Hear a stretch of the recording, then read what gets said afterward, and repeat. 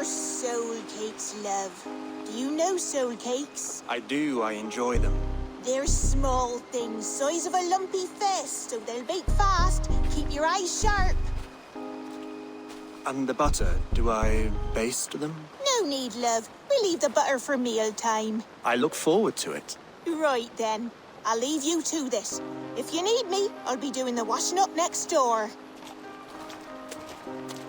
Quite a step down from your former work, Lord.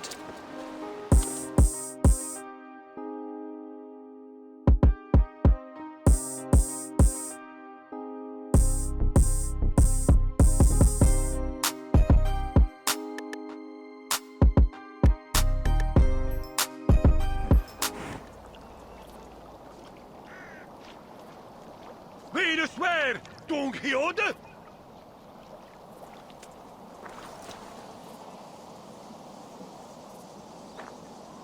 All right there?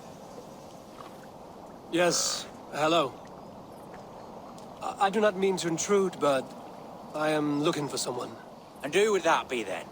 I do not know exactly. Well, that'd be why you ain't found him. But you're free to pass the time just here if you like. Thank you.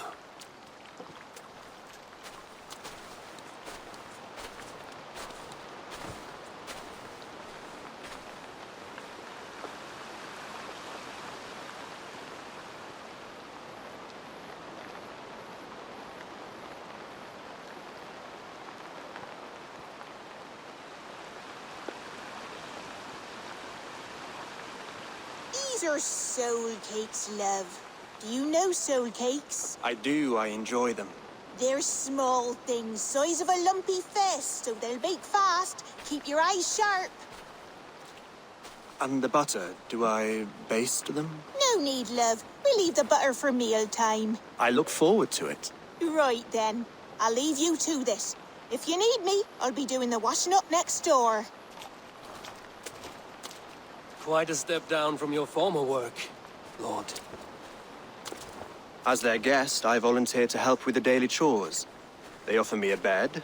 I tend the cakes. Do they not feel strange giving orders to their king? Or do they know? That knowledge would benefit no one. I read your message. You went through a great deal of trouble to obscure yourself as this poor soldier of Christ. As I remember, you even sent yourself one of these letters in Winchester. A clever touch. The Order wanted me dead. I had to be careful. You said you knew nothing about the Order then. Pled ignorance. But you knew everything. Their names, their schemes. Would you join me for a walk? You look well, Eivor. I am. Wars have ended, and my settlement thrives. The wars have not ended. You have simply stopped fighting. But men are brewing plots in mead halls and bedrooms. You will see. And how are you, Alfred? Getting used to the idea of being unremarkable? I am well. Better than I expected. In this exile, I have found a somewhat nourishing peace. Each morning, I am awakened by the sun and growling cormorants. I bathe in the chilly water of the marsh. I eat from shrubs and drink from buckets. It is a good life. Simple. Blessed. I've never been so far west. I find it quite peaceful here. Calming. I have traveled a long way to hear one name, Alfred. Who is the Order's Grand Magister? Tell your shadowy friends that England is swept clean. Your work is done. You? Grand Magister was not a title I desired. It passed to me on the death of my brother. From my father before him. Defilers of God's majesty and grandeur. I was their master, and I loathed them. With Goodwin, I set a plan in motion to destroy the Order from within. But my troubles with the Danes delayed that plan. But your trouble with this Dane is what led to their demise. You are Norse, are you not? You have a good ear. I owe you my thanks, Eivor. For that, I give you this. The key to my study. That you may better understand the good you have done. With the Order all but destroyed, you have made room for a greater idea. One to take its place. A universal divine order, inspired by God for the betterment of man. With a poor fellow soldier at its head. You have saved England, whether or not that was your intent. Now let England save you. England is no more, Lord. You are the last of her kings, and yet you have no kingdom. Look around you. God's works are wondrous. They cannot be ignored, nor resisted. In time, all those who accept God will flourish, and all those who defy him will fall away. Should you remain in England, you too will one day be her subject. Oh, bloody crumbs! The cakes are burnt. Where is that man? Young man, where have you gone? Damn. That may have earned me a night of washing linens. I do not know if we shall meet again, Eivor. God willing we will. As one lord to another, perhaps. I'm coming, my lady. I'm here.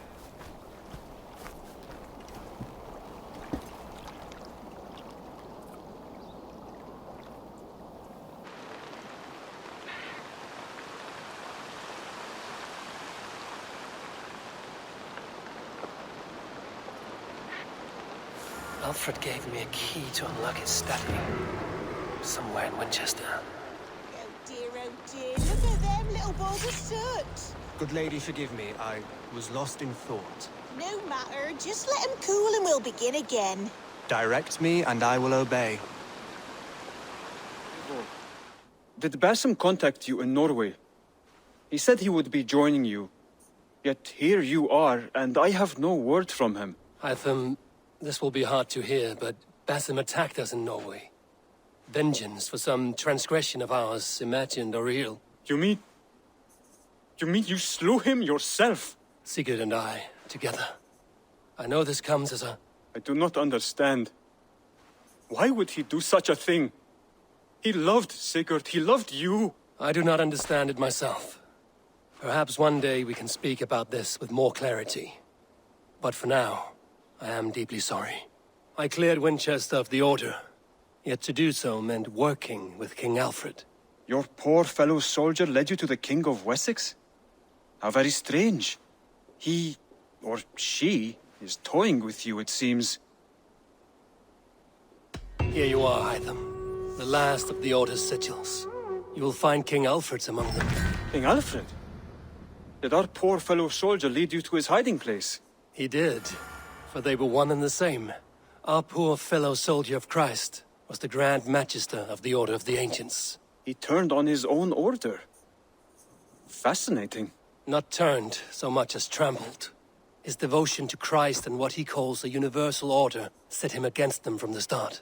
With all sincerity, he loathed the title and the duty he had inherited and wished them destroyed. Wonderful. With his abdication, the last stronghold of the Order has been dismantled. All that remain are scraps here and there. And you, Eivor. Now that you have seen our enemy and you understand our cause, I wonder if you would join us. Become a hidden one. Was this your ultimate goal, Hytham? A trial by fire? It is a kind offer, but I do not believe we fight for quite the same cause. Your creed demands that you keep your triumphs hidden. I prefer my glory to be in plain view for all to see. If I taught you our creed, if you spent time with it, it could open your mind to another view. Another view is always welcome. But to live without celebrating one's glory and honor and achievements is not a life for me. But know this. I would give my life in a moment for those I love and who love me in return. All here. Including you, my friend. I understand you well, Eivor. Very well indeed.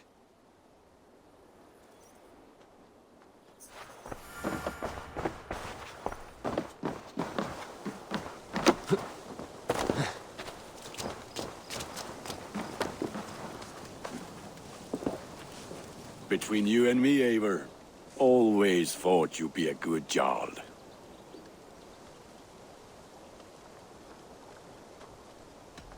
About you and Bridget. When do you wish to be wed? The sooner I can make her my wife, the happier I will be. But we are fine to wait until everything has settled here. Enough waiting. Cool your forge and cover your anvil. Let's get you married. Wonderful. Shall we gather everyone? Gather your wife and your courage. I will bring the people together.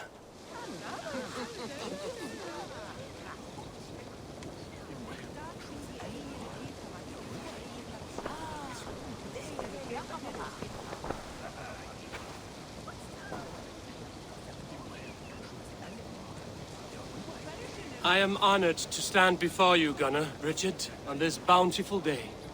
To celebrate the strength of your bond and to see you wed. I am in witness of a love that inspires and empowers. I invite you now to speak your vows. To you, my darling Bridget, I offer this blade, forged in flames that burn as brightly as my heart does for you. A blade as sharp as your wit, as glinting as your beauty. May it sing through the air as sweetly as your voice meets my ears. Dio, sé dwi 'di caru ti Gunnar. Dwi'n efo am lwcus bod I wedi dod o hyd o ti yng nghariad. And I give you my sword and my promise that I will stand at your side forever. Hyd fi 'di breuddwydio am ffiwtio yn hun, a di sôn tawolwch yn hope a premonition. Ond dim mount o sgraen a foresight paratoi fi a sweeping adventure meeting ti. Tiw'r enaid fel dim arall, a dyn a strong a bwratici, ac fel at I ffies, mae'r calon yn hedfan dyr y ti. Such poetry, oh dear. You make me cry, my love. Let us hedfan efo'n gilydd, tra bywyd and beyond. I offer you this ring, and take yours in kind. I will wear it with pride and honor, warmed by the love of so perfect a lady. And I gwisgo fe fel calon, adoration a ffydd am byth. This is the greatest day of my life. Embrace me, my love.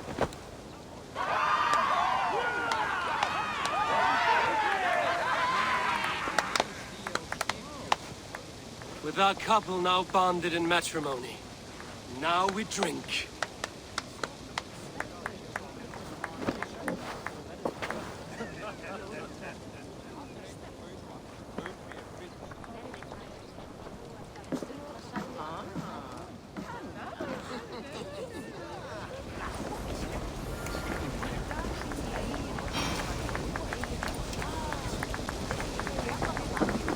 Volker, I want to thank you for all you've done for me. My visions have lessened of late, and I find it hard to explain how different I feel. Grounded, unified, at peace. That is good to hear, Eivor. Very good to hear.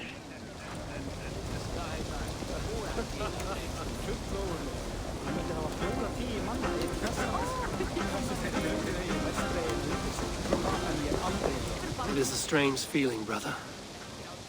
Weddings are the beginning of something, but this feels like something of an end. The first happy union in our home. We have matured into something greater. So yes, a beginning and an end, I think.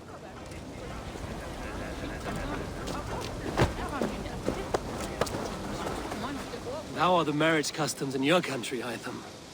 Something like this? Like this in all the most important ways. There are smiles, cheers, and warm embraces. All that is needed, I think.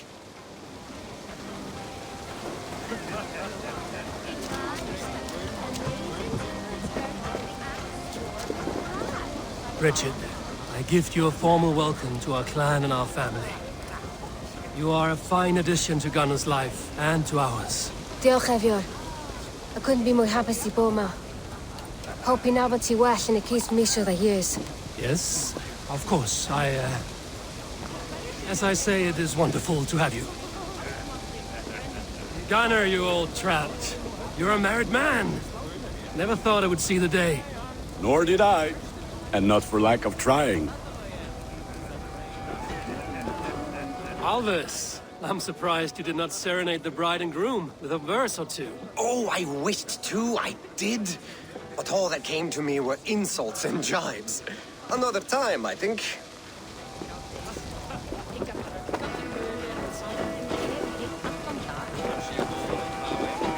You've been among us for quite some time, Reda. Are you ready to settle? Make a home here? For a year or two, perhaps. But I am not the settling kind.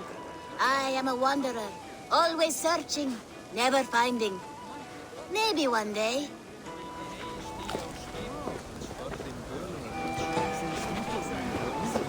Randvi, saw you looking a little lonely. Thought I might come and join you. How nice. Are you enjoying yourself? I am. I never thought I would see gruff old Gunnar so enraptured by a woman. Enraptured by anything, for that matter. He's a hard one to read, but I am pleased for him, and for this day of rest and respite. After everything, a few days of feasting will do the people some good. They need this. They do. Will you walk with me? Anywhere. Lead on. Something has been on my mind for some time. I am no seer, but I foresaw this day long ago. Not Gunnar's marriage, but our situation. Our success. How do you mean our success? I mean to say that I saw our settlement flourishing, through our victories in war and in diplomacy. And from the day we set out from Norway, I knew that you would make a fitter leader than Sigurd. It was never in his character to lead. It was always within yours. I see. Do you? You might have warned me. You would not have listened. Fair. I do hope you see it now, in all that you have done for us. Randvi, you and the people here have done more for me than I could ever repay. I am honored by your faith in me, and your confidence. As I am honored by your love. And I by yours. Eivor, I want you to know that Sigurd and I are... We are severing the bonds of our marriage.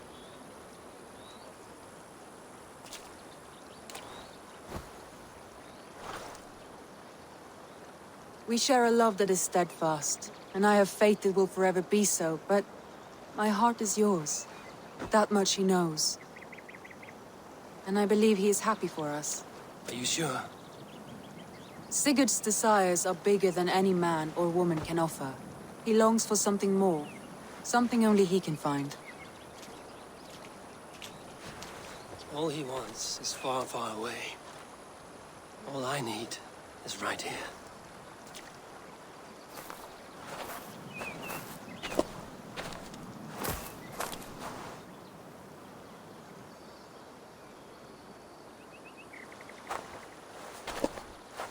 Shall we find our way back to the wedding? Bridget might give another speech. We must not miss that. About that, I have not understood a single word of hers since Gloucestershire. Really? I find she speaks beautifully. With poetry, even. Are you kidding? Am I? Come, we should go.